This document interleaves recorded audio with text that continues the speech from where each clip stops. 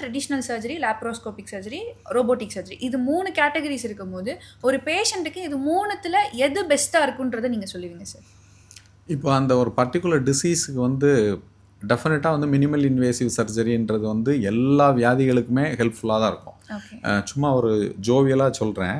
சாதாரண பைல்ஸுக்கு கூட நீங்கள் ஏதாவது லேப்ரோஸ்கோப்பியில் பண்ணுவீங்களான்னு கேட்குற அளவுக்கு இப்போ ஜனங்களுடைய இது அந்த ஆமா. மாதிரி இருக்குது. எங்கேயாவது நமக்கு ஒரு நல்லது வலி இல்லாமல் ஒரு ஆப்ரேஷன் நடந்துருமா அப்படின்ற ஒரு இது இருக்கு இல்லையா?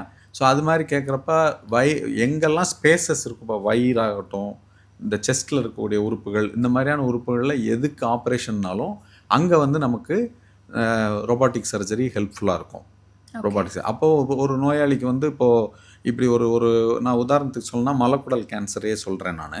மலக்குடல் கேன்சரில் வந்து எப்படி இந்த ப்ராஸ்டேட்டிக் கேன்சரில் நரம்பு வந்து ஆண்மைத்தன்மைக்கு முக்கியமோ அதே மாதிரி மலக்குடல் கேன்சர்லேயும் இந்த நரம்புகள் அந்த பக்கமாகவும் போகுது.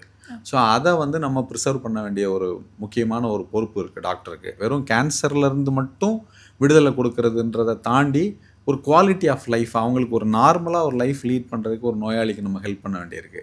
ஸோ அந்த இடத்துல இந்த இந்த இன்ஸ்ட்ருமெண்ட் வந்து ரொம்ப உதவிகரமாக இருக்க போகுது. ஸோ அப்படி இருக்கிறப்போ அதை வந்து நாங்கள் சொல்லுவோம். இந்த மாதிரி இந்த இடத்துல நீங்கள் இதை இப்போ உபயோகப்படுத்தி பண்ணிட்டா உங்களுக்கு ரொம்ப நல்லதுன்றப்ப, அவங்க கேட்கக்கூடிய கேள்விகளுக்கெல்லாம் நம்ம கொஞ்சம் எக்ஸ்பிளைன் பண்ணி சொல்கிறப்ப, வசதி இருந்தால் அதுக்குன்னு ஒரு எக்ஸ்ட்ரா செலவாக போகுது இல்லையா? ரோபாட்டிக் சர்ஜரினா அதுக்கு ஒரு எக்ஸ்ட்ரா செலவாகும். ஸோ அதுக்கு ஓகே, இல்லை அதெல்லாம் இன்சூரன்ஸில் இப்போ கவர் ஆகுது நிறைய வியாதிகளுக்கு. ஸோ அந்த மாதிரி இருக்கிறப்ப அவங்களுக்கு அந்த பெனிஃபிட் இருக்கிறப்ப அதை சொல்ல வேண்டிய கடமை வந்து டாக்டராக எங்களுக்கு இருக்குது. நம்ம சொல்கிறோம், அதை அக்செப்ட் பண்ணிக்கிறவங்களுக்கு அந்த மாதிரி பண்ணுறோம். அப்படி இல்லைன்னா லேப்ரோஸ்கோப்பியில் பண்ணித்தர மாதிரி இருக்கும்.